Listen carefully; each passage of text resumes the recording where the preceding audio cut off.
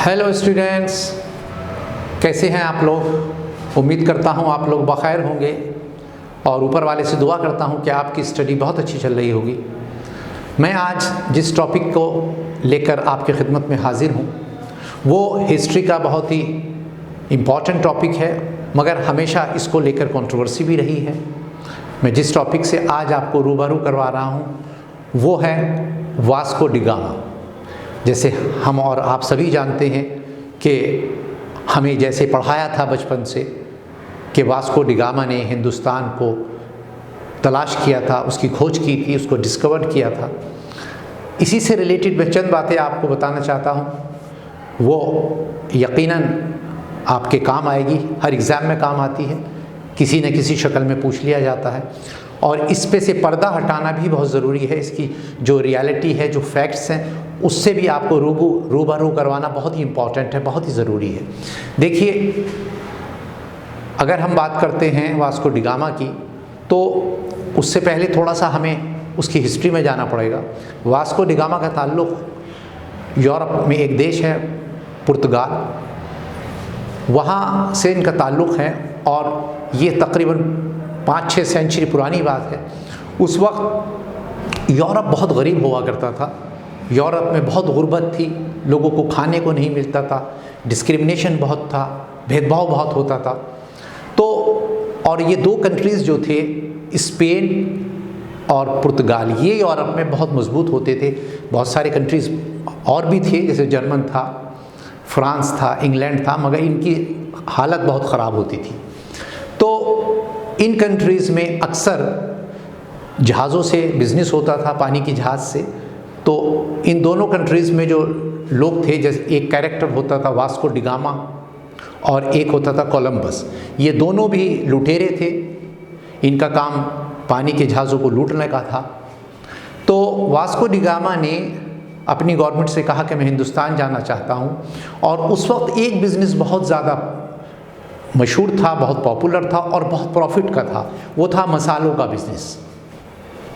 हिंदुस्तान से मसाले एक्सपोर्ट होते थे यूरोप में, लेकिन एक उसके लिए सेंटर बना रखा था, क्योंकि जगह और रास्ते नहीं होते थे, रास्तों की बहुत किल्लत और बड़ी परेशानी होती थी।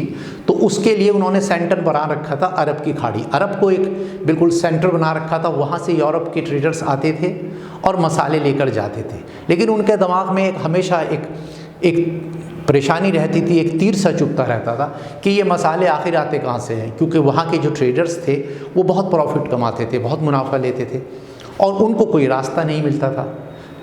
तो बिल आखिर एक मरतबा ये पता चला कि ये मसाले हिंदुस्तान से आते हैं और हिंदुस्तान दुनिया में एक ऐसा कोई कंट्री है जिसका नाम इंडिया है। तो उसने अपनी गवर्नमेंट से बात की और गवर्नमेंट ने कहा कि आप चलिए, उनके जो तमाम तर एक्सपेंसेस थे सफ़र के, और उन बहुत सारे लोगों को वास्को डी गामा ने तैयार करा। कुछ लोग तैयार हुए, कुछ नहीं हुए, लेकिन अल्टीमेटली तैयार हो गए। गवर्नमेंट ने उसको स्पॉन्सर किया और वो वहाँ से जब हिंदुस्तान के लिए निकलना लिस्बन से, वो पहुँच गया अफ्रीका। तो मैंने चंद चीज़ें यहाँ लिखी हैं, फिर हम इस पर डिटेल में बात करेंगे। वास्को डी गामा की जो डेट लिखी है हिस्टोरियन ने, वो लिखी है 1460 पुर्तगाल में, और वो जो एक्सपायर हुए थे 24/12/15 को, यानी कि 15वीं सेंचुरी में।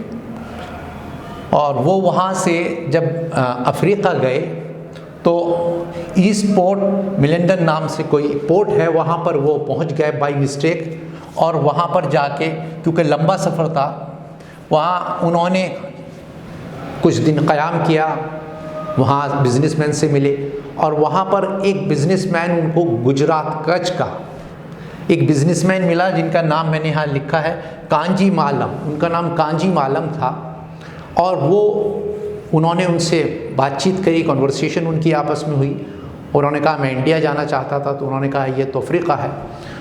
तो कांजी मालम एक गुजराती ट्रेडर थे, उन्होंने कहा मैं हिंदुस्तान का रूट जानता हूँ। उन्होंने वहाँ से उनको बताया कि मैं हिंदुस्तान गया भी हूँ और आप मेरे साथ चलिए। तो वो हिंदुस्तान में बुनियादी तौर पर इसका हिस्ट्री में कहीं जिक्र नहीं है। हिस्टोरियंस ने इस बात को ख़त्म कर दिया है, हिस्ट्री को तोड़ दिया, मोड़ दिया जाता है।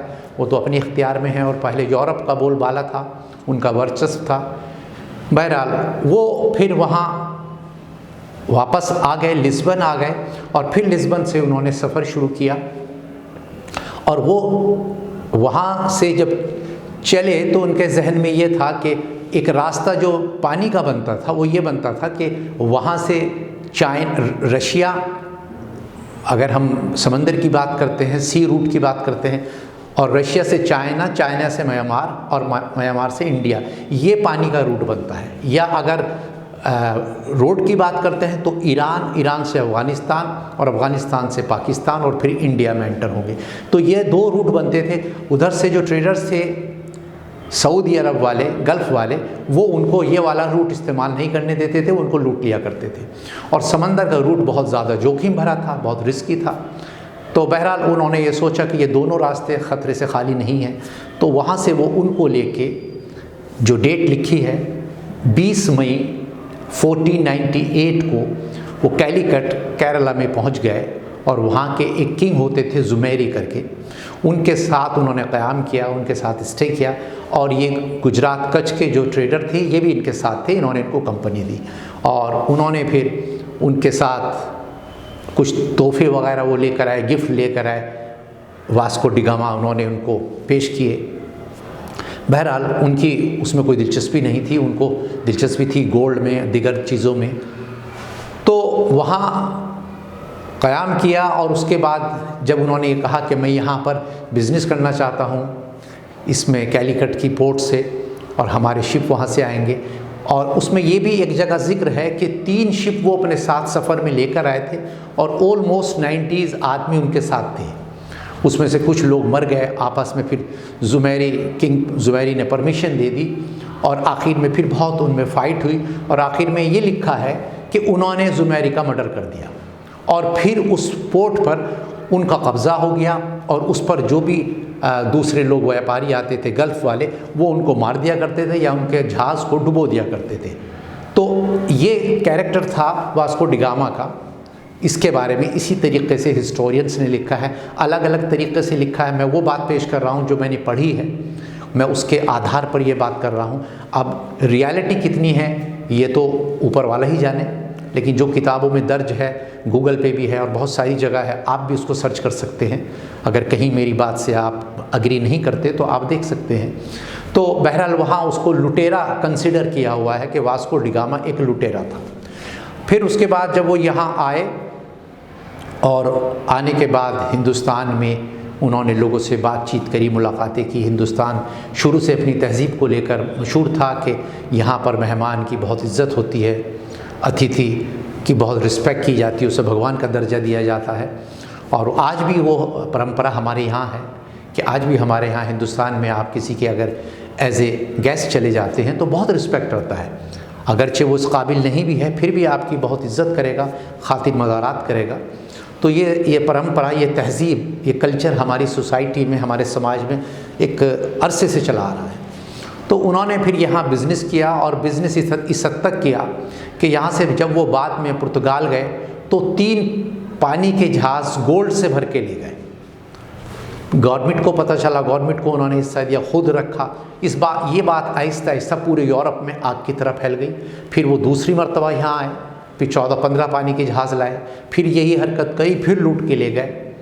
फिर तीसरी मरतबा आए तो कहीं लिखा है कि उनकी यहीं डेथ हो गई। फिर वो 25-30 पानी के जहाज़ लेकर आए थे, उसमें भी माल लेकर जा रहे थे, और वो किसी बीमारी से मर गए। और कहीं लिखा है कि वो वापस पहुंच गए, पुर्तगाल ही पहुंच गए। लेकिन ये बात पुर्तगाल में, पूरे यूरोप में पुर्तगाल के ज़रिए, स्पेन में, सब जगह पहुंच गई, आग की तरह फैल गई। उसके बाद हिंदुस्तान में पुर्तगीज़ के बाद डच लोग आ गए। फिर उन्होंने यहाँ पर ये तमाम तर बिज़नेस किया। आपस में इनके कॉन्फ्लिक्ट हो गए, इनका आपस में झगड़ा खड़ा हो गया। पुर्तगीज़ का और डच वालों का। डच के बाद डच वालों ने हिंदुस्तान को बहुत लूटा, वो भी मसाले के बिज़नेस में आ गए। उसके बाद फ्रांसीसी आ गए, फिर फ्रांस के लोग आ गए, फिर फ्रांसीसी और डच के लोगों में बहुत आपस में डिस्प्यूट हो गया, बहुत कॉन्फ्लिक्ट हुआ, कत्ल गारत हुई, बहुत लोग मरे। इनको देखा था कि अब क्योंकि ब्रिटिशर तो कभी किसी से पीछे रहे नहीं और उनका तो पूरी दुनिया में तकरीबन 70-75% जगह पर कब्ज़ा था, कॉलोनीज़ पर कब्ज़ा था, अमेरिका में कब्ज़ा था, बहुत सारी जगह कब्ज़ा था। अल्टीमेटली फिर 4th नंबर पर ब्रिटिशर्स आए और वो ऐसे आए कि उन्होंने यहाँ पर जड़ें अपनी जमा ली और उनका जाना 47 के बाद हुआ, जैसे हम सभी जानते हैं। तो सबसे ज़्यादा जो नुकसान पहुंचा वो ब्रिटिशर से पहुंचा, लेकिन जो सबसे पहले जो शुरुआत की थी वास्को डिगामा के कंट्री ने की थी। उसके बाद डच आए, फिर फ्रांसीसी आए और फिर वो सिलसिला चलता रहा। वो आपस में उन्होंने हिंदुस्तान में अपनी बहुत जड़ें मजबूत कर ली थी। किसी ने गोवा को अपनी कैपिटल बना ली, किसी ने दार्जिलिंग में, किसी ने को अलग अलग जगह हिंदुस्तान में वो लोग बस गए और वहाँ उनका काफ़ी इंटरफेरेंस रहा। जब आहिस्ता आहिस्ता ब्रिटिशर्स ने ईस्ट इंडिया कंपनी को इस्टेब्लिश किया और ये उनके लिए रास्ते में अड़ रहे थे, बहुत ज़्यादा परेशानी खड़ी हो रही थी, तीनों जो कंट्रीज़ के लोग थे। फिर ब्रिटिशर का झगड़ा इन लोगों से शुरू हो गया और खैर वो बिज़नेस करते रहे, लेकिन आहिस्ता आहिस्ता उन्होंने अपनी जड़ें, ब्रिटिशर्स ने ख़ास तौर से, क्योंकि वो यहाँ पर अपना बिज़नेस जमाने के लिए नहीं बल्कि हिंदुस्तान में राज करने के लिए आए थे। और सबसे ज़्यादा जो सक्सेसफुल हुए, सबसे ज़्यादा जो कामयाबी हासिल की वो ब्रिटिशर्स ने की, क्योंकि वो यहाँ पर आपको पता है कितने लंबे वक्त रहे और उन्होंने राज किया। बहरहाल ये वास्को डिगामा की एक मुख्तसर सी एक उसका इंट्रोडक्शन था जो हमने पढ़ा है, और मुमकिन है आप में से कुछ लोगों ने भी पढ़ा हो, कुछ स्टूडेंट्स ने पढ़ा हो, लेकिन क्योंकि हिस्टोरियंस ने अलग अलग तरीके से बताया है, वो तो कुछ भी बता सकते हैं, किसी भी इंसान को महान बना देते हैं और उनका बस चले तो भगवान बना देते हैं।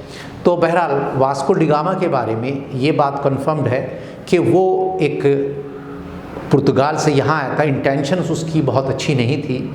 अब ये तो ऊपर वाला जाने, उस वक्त ये 5-6 सेंचुरी पुरानी बात हो गई, गोया के 500-600 साल पुरानी बात है। अब उस वक्त न तो कोई हिस्टोरियन जो अब लिख रहे हैं उन्होंने किस शक्ल में लिखा, उसकी क्या सूरत रही, हम तक जो बातें पहुंची हैं हम तो उसके बिहाफ पे आपसे बात कर रहे हैं। तो उन राजा का उन्होंने मर्डर किया या नहीं किया ये तो नहीं कहा जा सकता, लेकिन कुल मिला के बहुत सारी बातें उनके बारे में मशहूर व मारूफ़ है कि वो एक लुटेरे थे और उन्होंने इस तरीके से हिंदुस्तान को लूटा। सबसे ज़्यादा नुकसान जो है उन्होंने ही पहुँचाया। तो चलिए बस आज इतना ही, कल फिर मैं आपसे किसी नए टॉपिक के साथ हाजिर होऊंगा, फिर उस पर गुफ्तगू करेंगे। जब तक के लिए इजाज़त दीजिए और आखिर में मेरी आपसे दरख्वास्त है, मैं जो भी आपसे डिस्कस करता हूँ उसको 1-2 मरतबा ज़रूर रिपीट किया करें, पढ़ा करें, ताकि आपके काम आए, और इस चैनल को भी सब्सक्राइब और लाइक किया करें ताकि दूसरों तक शेयर कर कीजिएगा ताकि दूसरों तक भी ये इन्फॉर्मेशन, ये मैसेज उन तक पहुँच जाए। चलिए बहुत बहुत शुक्रिया, थैंक यू वेरी मच।